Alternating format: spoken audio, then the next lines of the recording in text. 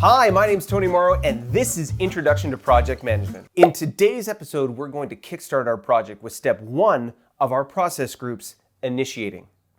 This is the group of activities we engage in order to begin our project.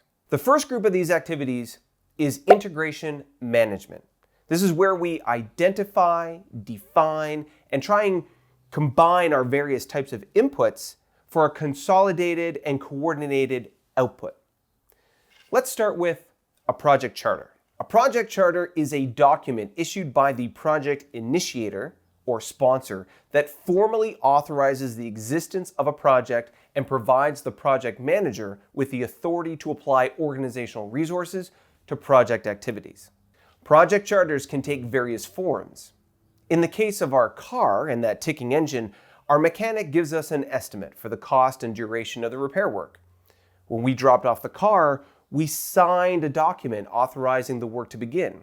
Our signature is the authority to apply organizational resources, parts, and labor to the project. Perhaps during the work they find something else and call us to let us know that they fixed the ticking, but now there's something else knocking. They need our verbal authorization to continue with the work with added cost. Our verbal approval is the authority to apply further resources to the project of our car repair. Depending on your organization or team, these approvals sometimes come in the form of an email, formal project proposal with approval signatures, a signed contract, or in the military, verbal and written orders. Whatever form these take, a project charter could provide the following. Purpose. What is the purpose or the mission of the project? Measurable project objectives or metrics, specific criteria that measure what success looks like. High-level requirements. Think big, like how landing a man on the moon and returning him safely to Earth was what Kennedy said as his high-level requirement for NASA. High-level project description. Boundaries and key deliverables within the project. To meet the high-level requirements, NASA needed to create a rocket that could go to the moon and back again, carry at least one person, but only go to the moon, not Mars. A summary of milestones that we'll reach along the way. In the project of raising my kids, for example, potty training was a big milestone, as were riding a bike, the first day of school, and their first steps, although not in that order. A budget, or a pre-approved set of financial resources. How much do we have to spend? In the case of our car repair, that could be a specific dollar amount, not to be exceeded, or enough to fix the ticking. Key stakeholders. These could be clients, members of your team, the sponsor, or those in the community impacted by your project. In the case of developing a student work program, the students, the employers, and even the schools the students attend may be stakeholders. If the students need the experience or the money from the work program to be able to afford or get into various programs, then the failure or success of that program will impact the school's ability to recruit the number of students that they need or the quality of the experience those students have in their application. Project approval requirements. Who decides if the project is successful? Who signs off? And by what criteria are they measuring? Is landing a robot on the moon successful, or does it need to be a person? Does the mechanic just need to get rid of that ticking noise? What about winter tires, window washer fluid, vacuuming the car? What's critical to success versus what is value added? Project exit criteria. What are the conditions that need to be met in order to cancel or close a project? How much damage to a vehicle constitutes a write-off? How long to delay leaving for the airport before you miss the flight? Essentially, when do you pull the plug? Assigned manager.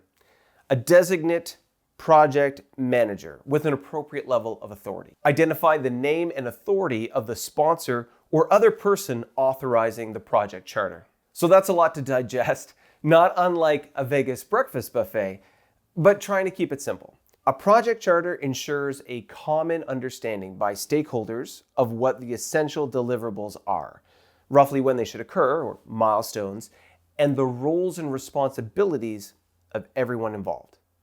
In order to come up with the project charter, you'll need some of those inputs that I was talking about before. These are things that will help you come up with the criteria that we just identified. Start with a business case. That was the identified need we discussed in the first episode. the element that could provide the qualitative benefit analysis or the ticking sound in your car's engine. It's the motivating factor and the argument of why you're doing the project in the first place. Do you have any standing agreements? As a larger organization, this could be service contracts, retainers, standing offers. As an individual, this could be a warranty or extended service contract on your car. How will that impact your cost, quality, or timeline for deliverables? Will it be a positive influence or a negative one? Now we get into our friends, the F's and OPAs. Are there regulations, market conditions, organizational policies, and processes that you need to be thinking of? These would be F's. Have you checked the lessons learned? Any templates or governance tools from the PMO or within your organization? These would be OPAs. And lastly, do you have any subject matter experts that you can call on? The PMBOK defines expert judgment as judgment provided based on expertise in an application area, knowledge area, discipline, or industry, or as appropriate for the activity being performed. This could be technical expertise, organizational expertise, risk identification expertise, and budget and duration, say it with me now, expertise. In our daily lives, many of us rely on the expertise of our parents, teachers, coaches, and even the DIY experts on YouTube. Employing these same types of experienced experts in our professional environment will help make our projects more successful. In today's episode, we've discussed initiating, integration project management, and we defined what a project charter is. We discussed the forms it can take and described the elements of a project charter and the various inputs that go into forming it. In the next episode, we'll identify stakeholders and begin to develop our project plan.